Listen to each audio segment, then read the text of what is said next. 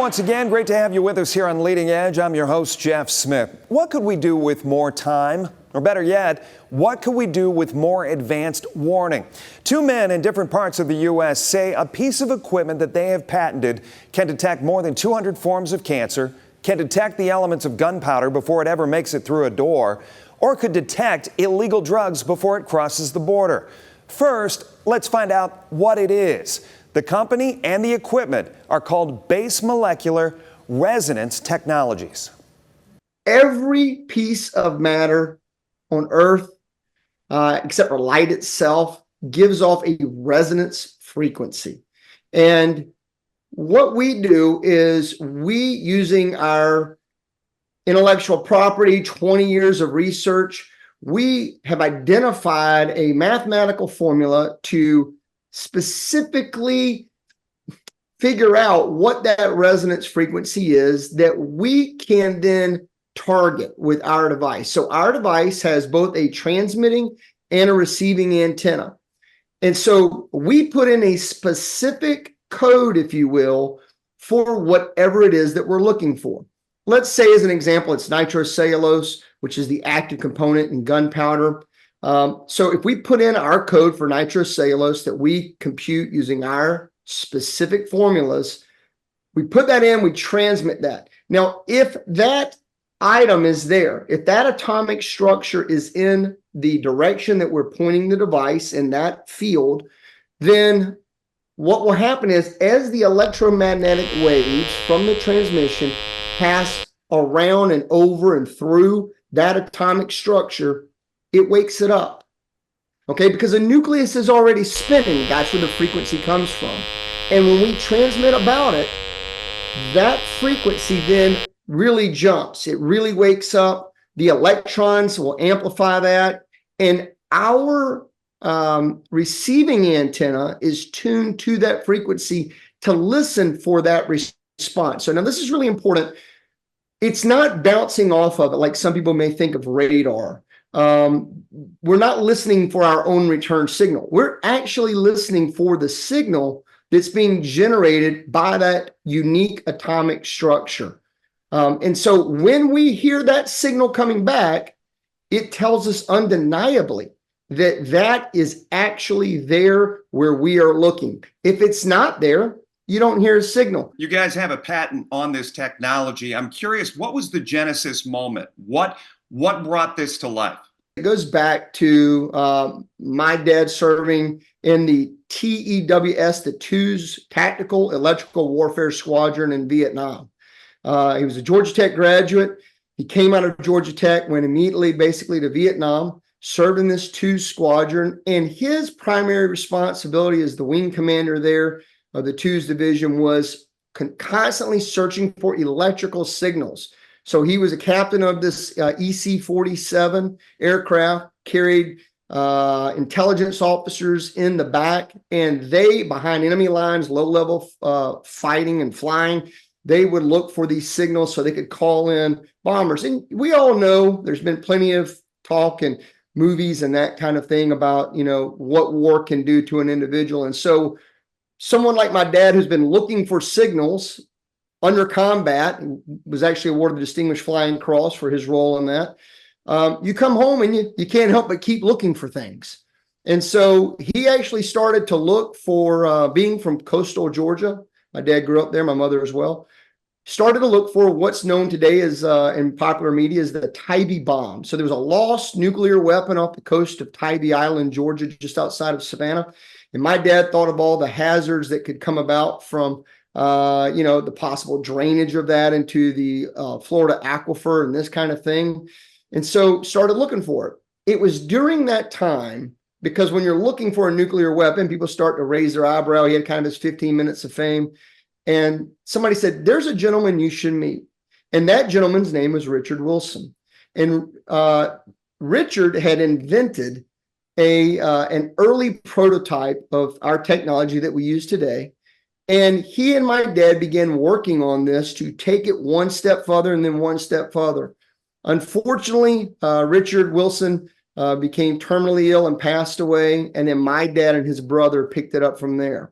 that was the origin. I mean, a lot's been done since then, but that was really that jumping off moment of where this came about. As you look at this, and the video shows what seems to be, and correct me if I'm wrong, but a centralized beam looking at certain, I mean, you're looking at applications as far as medical applications, detecting cancers. You're looking, as you said, as far as recognizing gunpowder. How does the application create a perimeter? How does this science create a perimeter? I'm thinking around a mall, around an airport, around a school. What you do is you can position these devices in different places around, let's say, a school. I mean, because the fact of the matter is, I'll say this very directly, we can eliminate school shootings. Right now, the sad part about it is, you know, that there's a school shooter oftentimes when someone has been shot. We have the ability to set this up around a school perimeter and be notified of a would-be assailant as they cross into the parking lot before they even park their car, because we can detect that weapon, that the explosive element of the gunpowder or another explosive device, as they cross this invisible barrier entering the parking lot of a school or any other federal building or anything else that you want to protect. And it's just a matter of setting the devices up where no one even knows they're there, because the signals they're sending out, no one sees. And yet we can listen for and hear these things cross that invisible barrier. When we return, so how will it work? And the test, they say, proves it does. Welcome back here on Leading Edge. We're diving into what two men say is breakthrough technology called base molecular resonance. They've patented a piece of equipment that they say can detect cancers, gunpowder, and other elements they tell it to. Next, we discuss how it's going to work and how they've tested it. Though the static here, the sound you hear of detection, we have simply for demonstration purposes. In a medical setting, for example, there will be no sound. I mean, I had cancer. And the last thing I would want to hear was some big buzzing sound when they detected my cancer. It would have made me feel worse than the cancer at the time. So what we'll do is we'll feed the signals up to the cloud into our system, or so that the school is automatically locked down. The police are notified. We can create all these things utilizing technology today that's not very complicated. And the school administrator could see on his computer if a signal comes up that says, hey, there is an explosive element approaching the school and on school grounds. And he or she would know it at that time. Just technology connections that we can make to make this happen. So when you talk about setting up a perimeter, and I'm sorry I'm focusing on this, but Lee or That's okay. how many of these units would be necessary? What is the radius as far as what they detect? How much they detect, how far they detect? Let me address distance and then let Lee explain the radius to you. We just recently, in the study that we conducted that we'll have the results for here shortly, it was done by a third-party independent group out of the very prestigious university out of the United Kingdom that came over to do this. I can't say what we detected for this setting, simply because some of what we do is very confidential. But what we detected was 647 miles away through the Gulf of Mexico. And we drove 250 miles from where we were and triangulated it and hit perfectly on the spot. We can detect up close and at distances. Lee, if you would just kind of give a sense of the perimeter feel of this for Jeff and his viewers. The key thing is going to be to have, kind of like any perimeter, really, just to have devices in key positions. When you think about, let's just say that it's a square piece of land and a property, right? So you would want one in each particular corner, and then you would probably want one, depending on how big and what that property actually looks like. You may want one somewhere else on the property so that you can get really good triangulation of where that perimeter is being breached. So let's say it's being breached on this left side over here. Immediately, these two devices, one on this end and one on this end, would both recognize that instantaneously. These are traveling at the speed of light. So when we say instantaneously, we literally mean instantaneously. And so when that detection occurs, you're going to know that it's this area because of this device and this device. And if there's a third device that's pointing in that direction, you would know exactly where that intrusion is and actually be able to even target it from that standpoint as well. Let me be devil's advocate here. Sure. There are dead zones in cell phone coverage.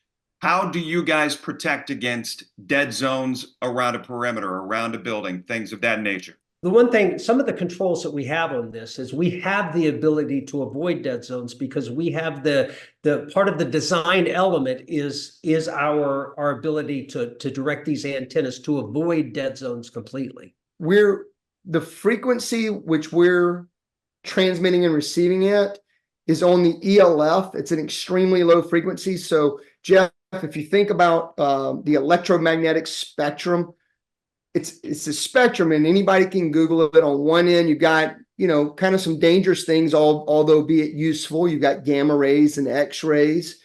And as you come back across that to a larger wave, what happens is you start seeing things like your cell phone or an AM radio, and then you see Wi-Fi routers, and then you get over into the extremely low frequency ELF range. And that ELF has the ability to penetrate through walls, buildings, water. So there's nothing that could be put there in terms of a human structure or construction or some type of deterrent that the ELF wave would not penetrate. Do you guys currently have clients?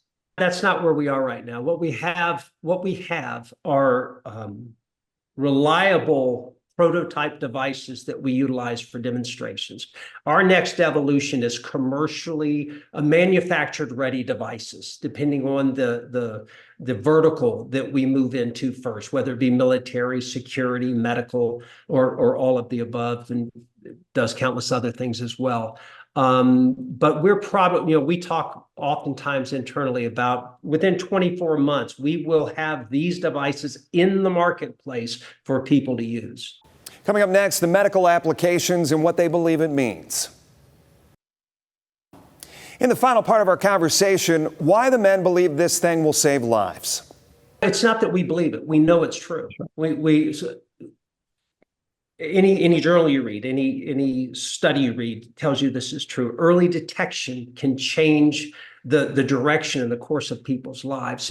I'll just share it with you this way. Number one, there is a heavy, while it's an honor for Lee and I to lead this, there is a heavy responsibility to do this. We believe that every day this is not in the marketplace. I mean, and we're talking to some wonderful organizations from just countless organizations that are interested in this and partnering and helping. But every day this isn't in the marketplace, somebody's mom is going to be diagnosed with stage 4 ovarian cancer like my mom was. While they caught my cancer early, they didn't catch hers. And I could still be interacting with my mom today if she had walked into her primary care physician's office. He did something as simple as a non-invasive, harmless scan with this technology and said, we have an issue. We need to look into this. So number one, it's not we believe we can do this, Jeff. We know we can do a number of things. We know we can eliminate late-stage cancer detection. We know that we can eliminate school shootings. We know that we can detect drugs as they cross over the border in a cargo container or in a tunnel underneath our country. We know we can eliminate drugs from schools. We know we can eliminate IEDs in the roadways so that our young men and women who go service very honorably at wartime can come home physically intact because they didn't step on an IED. We know we can do listen, there's other things we can do I can't even talk about, but we know we can do these things with certainty and accuracy. And as Lee and I look at this, here's an opportunity to impact millions of lives, save billions of dollars, but most importantly, untold pain and suffering with a technology that is as progressive as this is to bring this into the marketplace and impact people's lives. So this isn't something we believe. This is something we know. And that's why the burden and the responsibility to get this into the marketplace to help people is very, very important to Lee and I. You have school districts here, I'll use Northwest Ohio, Southeast Michigan as an example, that can't pass levies. How does a school district afford something like this in the next 2 years? Part of that's going to be determined by the business model in that specific sector. Some of that may come from government funding from the federal and state levels, as well as the local levels. But at some point, we have to make a decision as a country are we sick and tired of things like the Nashville shooting, and not to name any particular shooting, they're all terrible tragedies. But, at some point, we've got to make a decision. There's budget items and funds available for what we really care about. And I for one, I know Bo feels the same way. This whole team here at BMRT feels the same way, that like the border challenges we're having in this country, like some of the wartime challenges we have, we're sick and tired of school shootings. And this is a real world solution that can be implemented and should be implemented to protect our nation's children and children around the world, for that matter. And so the money is there. The federal government has the money to put into programs like this. Certainly states do. I know right here in Florida, I know that Governor DeSantis will at some point hear about this. And I have no misunderstanding or disbelief that he wouldn't want to get behind some program like this. And so we're excited about making this commercially readily available, and then fighting the good fight to make sure that the people can afford it and that will be available to every single school system out there. So is this a pitch to politicians, or is it a pitch to the business world, or is it all the above? All the above. All the above. Welcome back. We've reported concerns over students and the use of AI, artificial intelligence, but we really haven't talked much about the teachers and how and what they're learning, because you know what? It is a focus, and it has to be these days. Dr. Chelsea Chandler from BGSU and the Center for Faculty Excellence joining us here on Leading Edge. Good to see you. Thanks for doing this. Yeah, great. It's great to be here to talk about this important topic. I was just going to say, it is more and more becoming something we need to discuss.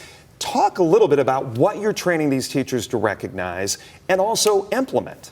Yeah, so I'm going to flip that and start with the implementation first.